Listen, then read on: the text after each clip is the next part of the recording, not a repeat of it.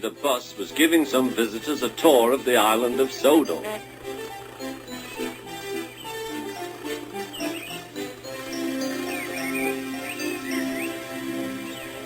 It was their last afternoon, and Edward was preparing to take them to meet Bill and Ben.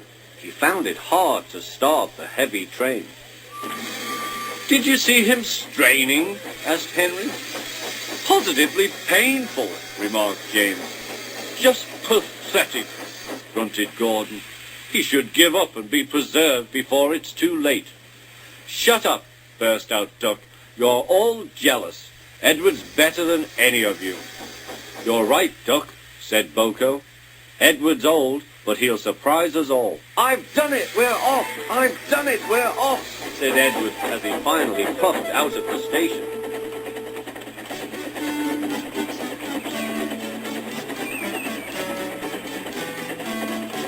Bill and Ben were delighted to see the visitors. They loved being photographed. Later, they took the party to the China Clay Works in a brake van special.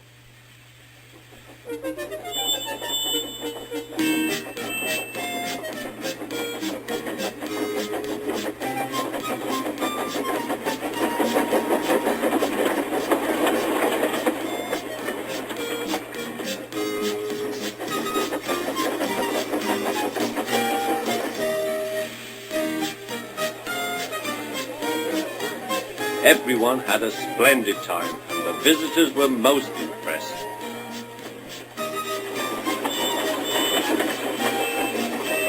Then Edward took the visitors home.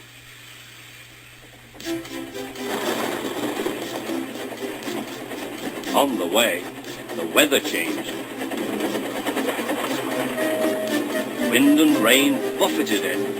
His sanding gear failed, and his fireman rode in front, dropping sand on the rails by hand. Suddenly, Edward's wheels slipped fiercely. With a shrieking crack, something broke. The crew inspected the damage. Repairs took some time. "One of your crank pins broke, Edward," said his driver. "We've taken your side rods off. Now you're like an old-fashioned engine. Can you get these people home? They must start back tonight." "I'll try, sir," promised Edward. Edward puffed and pulled his hardest, but his wheels kept slipping and he could not start the heavy train. The passengers were anxious. Driver, fireman and guard went along the train, making adjustments between the coaches. "We've loosened the couplings, Edward. Now you can pick your coaches up one by one, just as you do with trucks." "That will be much easier," said Edward.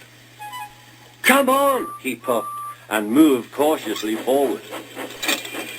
The first coach moving helped to start the second, and the second helped the third.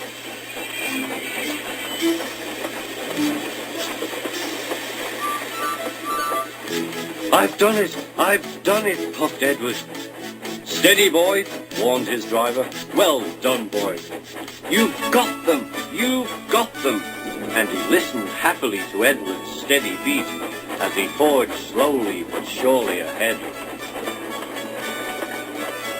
At last, battered, weary, but unbeaten, Edward steamed in. Henry was waiting for the visitors with the special train. "Peep, peep!" The fat controller angrily pointed to the clock, but excited passengers cheered and thanked Edward. His driver and fireman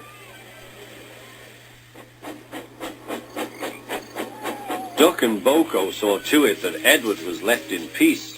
Gordon and James remained respectfully silent.